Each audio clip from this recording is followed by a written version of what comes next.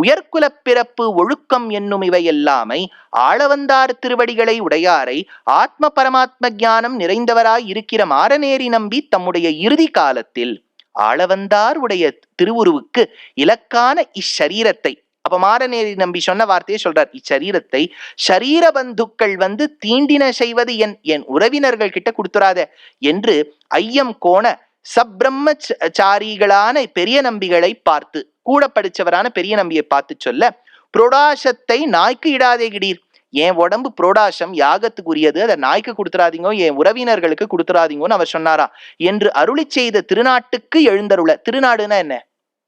வைகுண்டத்துக்கு. திருநாட்டுக்கு எழுந்தருளினார் அப்படின்னா வைகுண்டத்துக்கு பரமதிஷ்டார். திருநாட்டுக்கு எழுந்தருள பெரிய நம்பிகளும் அப்படியே பிறர் கையில் காட்டிக்கோடாதே தாமே திருப்பள்ளி படுத்தி வந்து எழுந்தருளி இருக்க, இத்தனை உடையவர் கேட்டருளி பெரிய நம்பி திருவடிகளை வந்து, சியா மரியாதை கிடக்க காரியம் செய்ய வேண்டாவோ, தேவரீர் செய்தருள வேண்டியதன்றோ, நீங்க மரியாதை சாஸ்திரத்துக்கு ஏத்த மாதிரி நடந்துக்க வேண்டாமா அப்படின்னு ராமானுஜர் கேட்டாராம். என்ன?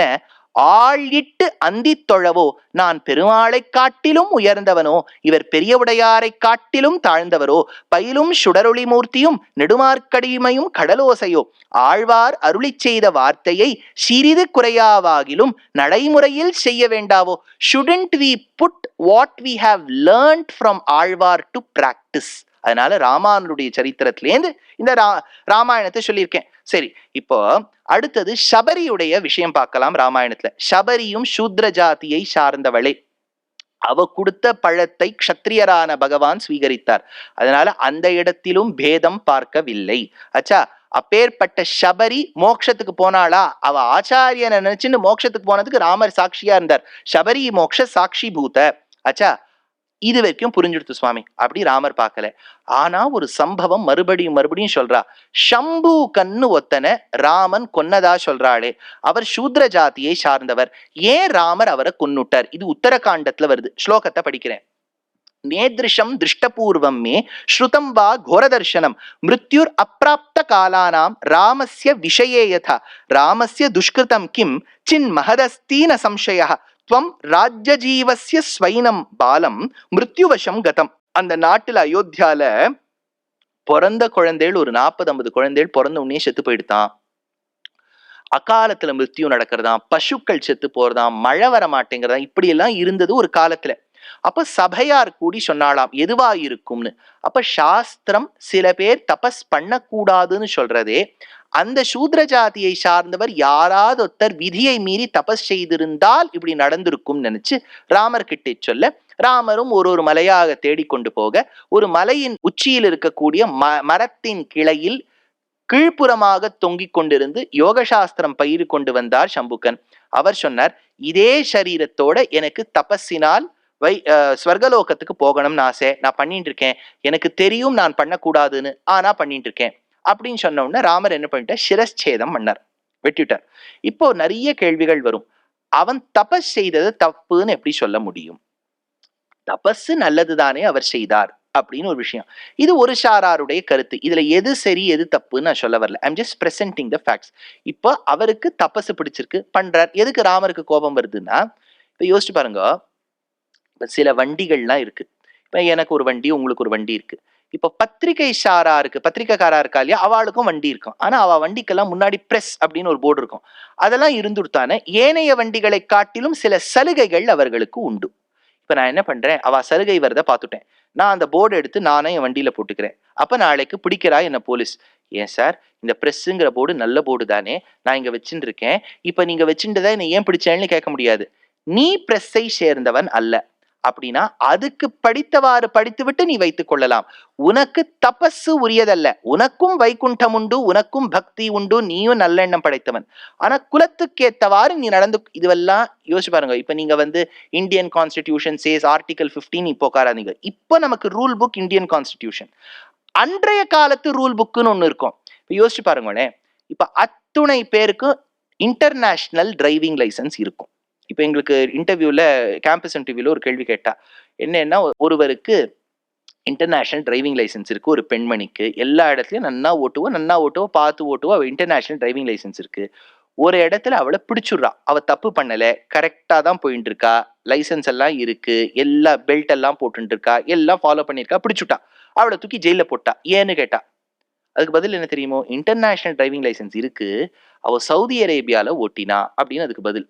ஏன்னா இப்ப வரைக்கும் இப்ப ஓட்டலான்னு ஒரு நியமனம் வந்துடுத்து. 2019 வரைக்கும் எந்த நாட்டுல வேணாலும் ஓட்டலாம், அரேபியால மட்டும் பெண்கள் தாங்களாக வண்டி ஓட்டக்கூடாது. அப்படின்னா நியமனம் ரூலுக்கு ரூல், தேசத்துக்கு தேசம் மாறுறது, டைம்க்கு டைம் மாறுறது. இப்ப சொல்லிட்டு இருக்காளே 18 வயசு பெண்களுக்கு கல்யாண வயசு, இப்ப பரிசீலனை பண்ணிட்டு இருக்கா 21 ஆக்கலாமா. 21 ஆக்கிட்டா அப்ப ரூல் மாறுறது பாருங்க. அன்றைய காலத்து ரூல் சூத்ர ஜாதியை சார்ந்தவர்கள் தப்பம் செய்யக்கூடாது. இப்ப தபம் பண்ணிட்டா ரொம்ப வசதியானவர்லாம் அர்த்தம் வச்சுக்காதீங்க. பின்னாடி ஒரு சரித்திரம் சொல்வேன், தபஸ் பண்ணவர்ல ஒருத்தர் மட்டமா ஒருத்தர் இருந்தார், அதையும் சொல்றேன். அதனால தபம் செய்து விட்டால் உயர்ந்தவர்கள்னு கிடையாது. நீ உன் டியூட்டியை பண்ணு, அதுவே வசதி. ஆனா தபஸ் சில ஜாதியை சார்ந்தவர்கள் சில மாதங்கள் தான் செய்ய முடியும்னு ஒரு ரூல் இருக்கும் போது நீ பண்ணிவிட்ட, அதனால அகால மிருத்யுன்னு வெட்டிவிட்டார். இப்ப இதுல இருந்து அவர் சூத்ர ஜாதியை எதிர்த்தவர் அப்படின்னு கன்க்ளூஷனுக்கு வரலாமானா அதுக்குதான் 33 நிமிஷமா சொல்லியிருந்தேன். சூத்ர ஜாதியை சார்ந்த குஹப்பெருமானோடு சக்கியம், ஆத்ம சமசகா. குரங்கு ஜாதியை சார்ந்த ஹனுமான் சுக்ரீவனோடு சக்கியம், ஆத்ம சமசகா. ராட்சச பெண்ணுக்கும் பிராமணனுக்கும் பிறந்த விபீஷணனை ஆத்ம சமசகா.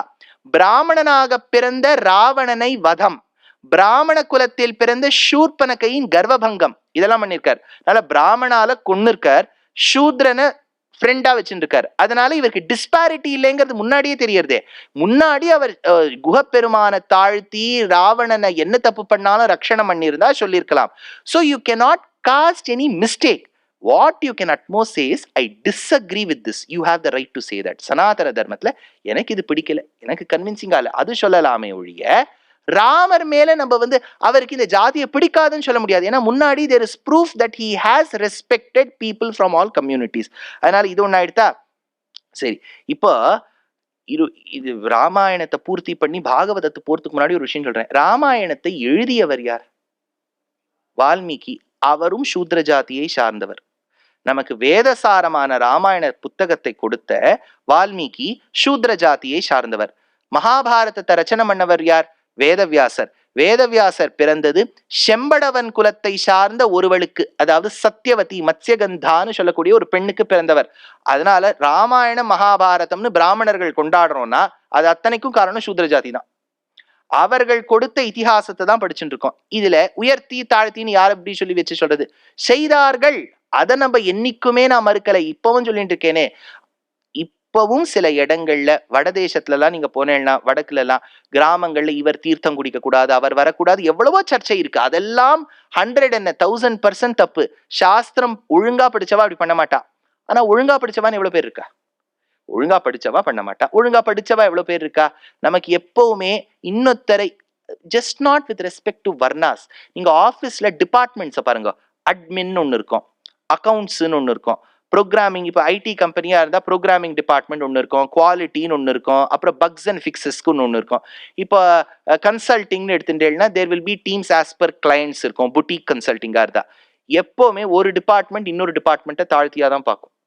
அப்போ அந்த டிபார்ட்மெண்ட்டை சார்ந்தவா கேட்பா, நீங்க என்ன நாங்க வேலையே பார்க்கறது இல்லைன்னு நினைக்கிறீங்களா, ஹவு டேர் யூ, இப்படிலாம் ஆஃபீஸ்லயும் சண்டை நடக்கும். மனிதன் என்று இருந்து விட்டால் டிஃபரன்சஸ்ன்னு இருக்கும். டிஃபரன்சஸ்ன்னு இருந்துட்டானே டிஸ்பாரிட்டி இருக்கும். இது மனுஷ ஜாதியில இருக்கு. சரி, இப்ப நம்ம இப்படி வச்சுக்கலாமே, பாரத தேசத்துல வர்ணா சிஸ்டம் இருந்ததுனாலதான் இவ்வளவு டிஸ்பாரிட்டி இருக்குன்னு சொல்றோம். இப்போ வேற விதமான டிஸ்பாரிட்டி வெஸ்டர்ன் கண்ட்ரீஸ்ல இருந்திருக்கு, கருப்பு வெளுப்ப வச்சு. நம்ம தேசத்துல அது இல்லையே.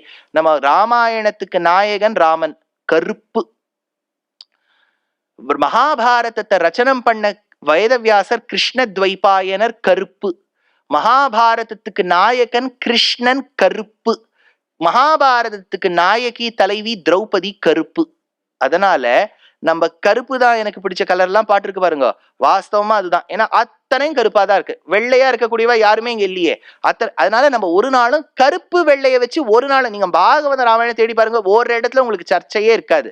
ஆனால் விதேசங்கள்ல போனேன்னு வச்சுக்கோங்க, இப்ப நான் யூஎஸ் எல்லாம் போய் உபன்யாசம் பண்ணும்போது அந்த ஆர்கனைசர் காதுல சொல்லுவார், எதெல்லாம் சொல்லலாம், please don't avoid using the word black. முதல்ல போகும்போது ஏன் பிளாக் சொல்லப்படாதா? ஏன்னா இப்போ இங்கிலீஷ்ல கதை சொல்றேன்னு வச்சுக்கோ, Krishna was black, don't use black, use the word dark, dark in colour. ஏன்னா நம்ம தேசத்துல பிளாக் ஒயிட்டுங்கிறது பிரிவினை கிடையாது. வர்ணா சிஸ்டம்ல நீங்க இவ்வளவு தப்பு பண்ணிருக்கேன்னு யாராவது சொன்னா, வெஸ்டர்ன் கண்ட்ரீஸ்ல அதனால்தான் அபார்த்தைடுனே வந்தது இல்லையா, அந்த வெள்ளை கருப்பை வச்சுதான். மனிதர்கள்னு இருந்தால் உலகத்துல நான் சொல்றேனே, எங்க போனாலும் நம்மளால பிரச்சனை தான் வரும். ஒரு சிஸ்டம் தப்புன்னு சொன்னா நம்ம இன்னொரு சிஸ்டம் கண்டுபிடிச்சு அதுல தப்பு பண்ணுவோம். அதுல நமக்கு குறைச்சலே இல்லை. So you cannot blame it on the system, but you have to blame it on the people who adhere to the system. அவ்வளவுதான். சரி, இப்போ ஸ்ரீ பாகவதத்துல ஒரு இடம், எந்த இடம்னு சொல்றேன். பாகவதத்துல இந்திரனுக்கு பூஜை பண்ணலாம்னு நந்தகோபாலன் சொல்ற. அதை சொல்ற நாராயணீத்துல பட்டத்ரி. கதாச்சித் நந்தகோபாலான் விஹிதமக சம்பார விபவான் நிரீக்ஷத்வம் ஷௌரேர் மகவதமுதத்வம் இம்சுமத மனாஹ விஜானன்னப்யேதா வினய மிருது நந்தாதி பசுப நப்ருச்சான் கோவாயம் ஜனக பவதா முத்யம இதி. அந்த இந்திரனுக்கு உற்சவம் கொண்டாடலாம்னு நந்தகோபாலன் நினைக்கும் போது கிருஷ்ணர் போய் கேட்கிறார், அப்பா நீ யாருக்குப்பா உற்சவம் கொண்டாடுற? இந்திரனுக்குடா. அப்படியாப்பா, சரி இந்திரன் என்ன பண்ணிவிட்டான்னு கொண்டாடுறப்பா? இந்திரன் நமக்கு வருஷா வருஷம் மழை கொடுக்கறான் இல்லையாடா ராஜா, அதனாலதான்டா உற்சவம் கொண்டாடுறோம். இந்திரன் மழை கொடுக்கறானேப்பா, அது அவனா விரும்பி கொடுக்கறானா இல்லாட்டா அது அவருக்கு அசைன் பண்ண டியூட்டியா, கர்த்தவியமா? ரொம்ப குறுக்கு கேள்வி கேட்டா நந்தகோபாலன் சொல்ல தெரியல.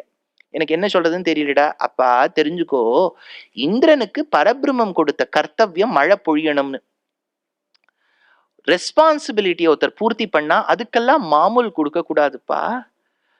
யோசிச்சு பாருங்களேன், பேங்க்ல ஒருத்தருக்கு எல்லாருக்கும் சம்பளம் கொடுக்குறா, அதுல ரொட்டேஷன்ல இருப்பா, சில பேர் லெட்ஜர்ஸ்ல இருப்பா, அவாளியே கேஷியரா ஒரு 2 நாள் உட்கார வைப்பா. கேஷியர் கவுண்டர் இப்ப நம்ம கேஷ் ரொம்ப யூஸ் பண்றது இல்ல. பெரிய வாழ்க்கைலாம் இங்க தெரியும், நிறைய பேர் பேங்க்ல உத்தியோகம் வேலை பார்த்த வேலையே இருப்பா. முன்னெல்லாம் டோக்கன் நம்பர் ஒன்று கொடுத்துருவா. டோக்கன் நம்பர் கொடுக்கும்போது 139 அப்படின்னு சொன்ன உடனே நம்ம அங்க போய் நிக்கணும். அங்க போன உடனே அந்த கியூல போய் நின்னா நம்ம நம்ம நம்ம விட மாட்டோம். ஏதோ அந்த அம்மையாரோ சுவாமியோ ஏதோ நோட்டை கொடுக்குறான்னா 10 100 ரூபா நோட்டை கொடுங்கோ, 100 50 ரூபா நோட்டை கொடுங்கோ, அவ என்ன கொடுக்குறோமோன்னு ஆயிடும் அவளுக்கு. அதுவும் ஆச்சாரமா அவர்கள் பாகவதத்தை உச்சிஷ்டத்தோட கொடுப்பா. அது நக்கி அது கோனகம் ஷேட ஷேடம் தருவரையில் புனிதம் என்றினர், பாகவதாளுடைய உச்சிஷ்டம் அவ்வளவு வசத்தியா அப்படின்னு வச்சு நம்ம ஸ்வீகாரம் பண்றோம்னு வச்சுக்கோ. 10 100 ரூபா நோட்டை கொடுக்குறான். நான் எண்ணி பாக்குறேன், அங்கேயே எண்ணி பார்த்துட்டு இருக்கேன். பார்த்துட்டு ஒரு 100 ரூபா நோட்டை எடுத்து கேஷியர் கிட்ட திருப்பி கொடுக்குறேன். ஒய் அப்படின்னு அவ கேட்கிறா. இல்ல யூ கேவ் மீ கேஷ். யோ எனக்கு சம்பளம் கொடுக்குறா, இது ஓம் பணம்னு சொல்ற மாதிரி. இந்திரன் மழையை பொழிகின்றான் என்றால் அவன் கர்த்தவியம், அவனுக்கு உற்சவம் எடுக்க வேண்டாம்ப்பா. பின்ன யாருக்குடா உற்சவம் கொண்டாட வேண்டும் நந்தகோபாலன் கேட்கும்போது கிருஷ்ணர் சொல்றார், தஸ்மாத் சம்பூஜயேத் கர்ம ஸ்வபாவஸ்யஹ ஸ்வகர்ம கிருத் அஞ்சசாயேன வர்த்தேத ததேவாஸ்ய ஹி தெய்வதம் வர்த்தேத பிரம்மஜா விப்ரோ ராஜன்யோ ரக்ஷயா புவஹ வைஷ்யஸ்து வார்த்தையா ஜீவத் சூத்ரஸ்து த்விஜ சேவையா கிருஷி வாணிஜ்ய கோரக்ஷ குசீதம் துரியமுச்சதே. அப்பா வைஷ்ய ஜாதியில இருக்கக்கூடிய நமக்கு ஓரளவுக்கு குடும்பங்கள்லாம் க்ஷேமமா நடக்கிறதுனா அதற்கெல்லாம் காரணம் பசுக்கள். பசு கொடுக்கக்கூடிய பால், தயிர், வெண்ணெய், நெய் இத்தியாதிகளை நம்பிதான் நம்ம குடும்பமே நடக்கிறது. அந்த பசுக்களுக்கு தன்னலம் கருதாது புல் கொடுக்கக்கூடியது கோவர்தனம் என்னும் பர்வதம். அந்த பர்வதத்துக்கு பூஜை பண்ணலாம்ப்பா. ஏன்னா வைஷ்ய தர்மத்துக்கு இதுதான் கட்டுப்பட்டிருக்கு. பிற்காலத்துல கிருஷ்ணர் சொல்றார், 4 வர்ணங்களும் என்னுடைய சிருஷ்டினர், அதற்கு எடுத்துக்காட்டா அந்தந்த வர்ணத்தவர் அந்தந்த இதை செய்ய வேண்டும். இப்ப நீங்க கேட்பேன், சுவாமி இப்ப ப்ரொஃபஷன்லாம் மாறிவிடுதே அப்படின்னு வச்சுட்டேன்னா, ப்ரொஃபஷன் மாறிவிட்டாலும் அதுலயும் இந்த 4 வர்ணத்தினுடைய அந்த ஆக்குபேஷன் வந்துருது பாருங்க. யோசிச்சு பாருங்க, ப்ரொஃபசர்ஸா பல பேர் இருக்கா, அசிஸ்டன்ட் ப்ரொஃபசர்ஸா பல பேர் இருக்கா, லெக்சரர்ஸா பல பேர் இருக்கா. இந்த மாதிரி இருக்கக்கூடியவர்கள் டீச்சிங்ல தானே இருக்கா. அப்ப அவர்களை நம் பிராமண ஜாதியை சார்ந்த தொழிலை பார்க்கறதா தானே நினைக்கணும். 2வது ஆர்மி, நேவி, செக்யூரிட்டி, நம்ம ஆத்து வாசல்ல நிக்கிற செக்யூரிட்டி, அபார்ட்மெண்ட் வாசல்ல அவள்லாம் நமக்கு ரக்ஷகமா தானே இருக்கா. போலீஸ் அவள்லாம் க்ஷத்ரியர்களின் குல தர்மத்தை ஃபாலோ பண்றா. பிசினஸ்ல இருக்கக்கூடியவா இருக்கா, வைஷ்ய ஜாதியை சார்ந்தவர்களா இருக்கா. இந்த ஐடி கம்பெனி எல்லாம் இருக்கு இல்லையா, அதுக்கெல்லாம் சர்வீசஸ்னு பேர். we provide services to others. இப்போ டிக்கெட் வாங்கணும்னு ஒருத்தர் ரயில்வே கவுண்டருக்கு போறார், அவர் தனம் கொடுக்கிறார். ரயில்வே கவுண்டர்ல இருக்கக்கூடியவா தனம் வாங்கிக்கிறா, டிக்கெட் இஷ்யூ பண்றா. டிக்கெட் எப்படி இஷ்யூ பண்றா? ஏன்னா அந்த சாஃப்ட்வேரை ப்ரொவைட் பண்ணி கொடுத்தவர் சர்வீஸ் ப்ரொவைடர்னு ஒருத்தர் இருப்பார். அவர் சூத்ர ஜாதியை சார்ந்தவர். இப்ப சூத்ர ஜாதினா பிறப்பால் சூத்ரனான்னு கேட்காதீங்க, vocation. No profession is superior or inferior. அதுவே நம்ம பாரத தேசத்துல சொல்றது மிகப்பெரிய தவறு. ஏன் சொல்றேங்க? இப்ப இந்த இப்படி போராட்டம் பண்றவாள்லாம் இருக்கா இல்லையா, இப்ப நம்ம தேசம் எப்படி மாறிடுச்சுன்னா அந்த பாட்டெல்லாம் ரசிக்கிறோம். அதனால நம்ம தேசத்துல கருப்பு வெள்ளை கொண்டாடாத தேசத்துல நமக்கு இந்த எண்ணம் வருதே தப்பு. நம்ம தமிழ் பாட்டுல சொல்றா, அந்த பெண்ணை பார்த்துட்டு இந்த ஹீரோயினை பார்த்துட்டு உன்னை வந்து இட்லி மாதிரி வேக வச்சாளா, நீ விளையேர்னு இருக்கியே தும்ப பூ மாதிரி அப்படின்னுட்டு, இதெல்லாம் பாட்டை நம்ம இன்னைக்கும் வீட்டுல கொண்டாடிட்டு இருக்கோம். இதெல்லாம் முடிச்சுட்டு போராட்டத்துக்கு வருவா. எப்படி இருக்கு பாருங்க, இந்த பாட்டை பாடிண்டே போராட்டத்துக்கு வந்தா aren't we living in a double world? அதனால இந்த நிறத்தை வச்சு ஏன் வந்து ஒரு ஹீரோயின் டார்க்கா இருக்கக்கூடாது? why should all the heroines only be fair? இதுவே நாம் செய்வது எவ்வளவு பெரிய அபச்சாரம் தெரியுமா? அந்த படங்கள் எல்லாம் நம்ம போய் பார்க்கிறோம். there itself we are supporting complexion superiority. தொழில எதுவுமே உயர்த்தி மட்டம் இல்லை. இப்ப கூட அண்மையில யாரோ வந்து ஒரு மேடை பேச்சுல சொன்னா, இவருக்கு ஒண்ணுமே தெரியாது, ஏதோ ஒரு மேடை பேச்சுல, அரசியல் மேடை பேச்சுலாம், இவர் கதா காலக்ஷேபம் பண்ணட்டும், ஏதோ இடத்துல வந்து அந்த மாதிரி ஒரு பேச்சு. பாருங்க, கதா காலக்ஷேபம் பண்றதை எவ்வளவு தாழ்த்தியா பார்த்திருந்தால், இவர் 4-5 இடத்துக்கு, நிறைய பேருக்கு அந்த ஒரு எண்ணம் இருக்கும் இல்லையா, இவர் 4-5 காலேஜுக்கு போயிருப்பார், எங்கேயும் படிப்பே ஏறி இருக்காது, கடைசியில இந்த இடத்துக்கு வந்துட்டாருன்னு சொல்லுவாளா இல்லையா? எதுக்கு இது சொல்ல வந்தேன்னா, எந்த ஒரு தொழிலையும் மட்டமாக பார்ப்பது நம்மளும் மனுஷ ஜாதி தான். ஓஹோ, அவர் அதுல வேலை பார்க்கறாரா? ஏன்னா நான் வந்து கார்பரேட் கரியர்ல 6.5 years இருந்திருக்கேன். ஆத்துல இருக்க வாழ்க்கை என்னன்னா, இவர் ஆபீஸ்க்கு போயிட்டார், நல்லா வேலை பார்க்கறாரு, ஆபீஸ்ல ஆன் பெஞ்சுன்னு அர்த்தம். அதுக்கு அங்க ப்ராஜெக்டே இல்லைன்னு வச்சுங்க, கார்த்தால் அங்க போயிட்டு இருக்கிற ரீடர்ஸ் டைஜஸ்ட் அது இது பிங்க் வில்லா எல்லாம் படிச்சுட்டு இவர் ஆத்துக்கு வருவார். பாவம் என்ன ஆஸ்வாசப்பட்டு எப்படி வந்திருக்கான், ஆத்து வந்த உடனே சேவை சாப்பிட்றியா, அது சாப்பிட்றியா, அது இன்னும் அங்க வேலை பண்ணலவர், கடல் ஞாலம் செய்தேனும் யானை என்னும். அதனால எந்த ஒரு உத்தியோகத்தையும் கூலி தொழிலாளி எவ்வளவு முக்கியமானவர், அவர் கூலி தொழிலாளியை மட்டமாக பேசுவது, கதை காலக்ஷேபத்தை மட்டமா பேசுறது, இந்த ஜாதியை சார்ந்தவர் மட்டமா பேசுறது, தொழிலை வச்சு செய்வதும் நம் மனித ஜாதி தான். we are the people who degrade our own selves. neither should we differentiate based on color nor should it be based on profession. சரி, இப்ப கிருஷ்ணர் இப்படி சொல்லியிருக்காரா, இப்போ ஒரு கதை சொல்றேன். ஏகலவ்யனுடைய சரித்திரம். இது ஒரு பெரிய கான்ட்ரவர்சி இல்லையா? ஏகலவ்யன் என்னன்னா, துரோணர் வந்து தன்னுடைய சிஷ்யர்களுக்கு கற்றுக்கொண்டிருக்க செய்து, ஏகலவ்யன் ஒரு ஸ்ரத்தனான ஒரு மாணவன் வந்தான். அவன் துரோணர் மாதிரியே ஒரு சிலையை வடிச்சுட்டா. துரோணர் போய் கட்ட விரல கேட்டார், இது தப்பு தானே அப்படின்னு சொல்றான். மகாபாரதத்தோட மூலத்தை ஒரு வாட்டி சேவிங்கோ. இதுல துரோணருக்கு சின்ன வயசுலேருந்து ஒரு வெஞ்சன்ஸ் இருந்தது துருபதன் மேல. ஏன்னா துருபதன் வந்து பசுவை கொடுக்க மாட்டேன்னுட்டான், நீ எனக்கு ஃப்ரெண்டே இல்லைன்னுட்டான். அப்போ துருபதனை பழி வாங்கணும்னா இவர் தன்னுடைய வித்தையை தன் சிஷ்யர்களுக்கு கத்து கொடுத்து தன் சிஷ்யர்கள் மூலமா அவனை பழி வாங்கணும். துருபதனை கௌரவாள் பாண்டவாளுக்கு எப்படி கத்து கொடுத்தார் அப்படின்னா, அந்த இடத்துல ராஜா திருதராஷ்டனும் பீஷ்மனும் நல்ல ஒரு ஆச்சாரியனை தேடிட்டு இருந்தான். அப்போ ஒரு பந்து ஒரு ஒரு கிணத்துக்குள்ள விழ, தன்னுடைய ஒவ்வொரு புல்லுக்குள்ளேயும் பிரம்மாஸ்திர மந்திரத்தை உச்சாரணம் பண்ணி அதை விட்டு விட்டு விட்டு விட்டு ஐஷீகத்தை வச்சு அந்த பந்தை வெளியில எடுக்கிறார். இதை பண்ண உடனே சிஷ்யாலாம் போய் நேர பீஷ்மர் கிட்ட சொன்ன உடனே, இது பரத்வாஜர் பிள்ளையா இருக்கும், இனிமேலேருந்து துரோணாச்சாரியர் தான் உங்களுக்கு ஆச்சாரியன். அப்போ ஒரு கண்டிஷன் போடுறான், துரோணாச்சாரியருக்கு எவ்வளவு சாஸ்திர வித்தை தெரிஞ்சாலும் அவர் கௌரவாள் பாண்டவாளுக்கு மட்டும்தான் கத்து தரணும். he has been engaged only with this Kurukshetra. இப்ப நீங்க ஒரு உத்தியோகத்துக்கு போறேன்னு வச்சுங்க, எனக்கு ப்ராஜெக்ட் பண்ண தெரியும், ப்ரோக்ராம் எழுத தெரியுங்கிறதுக்காக ஃபுல் டைம் ஒரு இடத்துல வேலை பார்க்கும்போது இன்னொரு நேர்மாறான கம்பெனிக்கு வேலை பார்க்க முடியாது. So Ekalavya couldn't have learnt under Drona because Drona was bond on a bonded paper with Kurukshetra only. First point. அவன் முதல்ல வந்து கேட்கவே இல்லை. ஏகலவ்யன் வந்து துரோணர் கிட்ட எனக்கு கத்துத்தாங்கோன்னு ஒரு ஸ்லோகம் இல்லவே இல்லை. அவன் என்ன பண்ணிவிட்டான், ஏகலவ்யன் இவர் கத்து தரும்போது அதை திருட்டுத்தனமா பார்த்துட்டு அதை போய் பயின்றான்.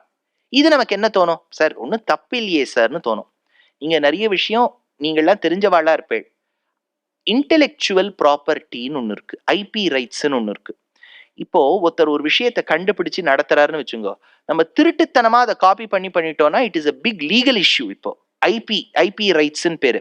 அதனால when he had to learn it from a person, he should have asked permission. நிறைய பேர் இப்ப சேனல்ஸ் எல்லாம் என்ன கேட்பா, சார் நீங்க வந்து யூடியூப்ல நிறைய விஷயம் சொல்லியிருக்கீங்களே, இதை நாங்க டவுன்லோட் பண்ணி எங்க சேனல்ல போடலாமா? கேட்டுட்டு போட்டாதான் சரியே ஒழிய அவாளா போட்டா தப்பாச்சே.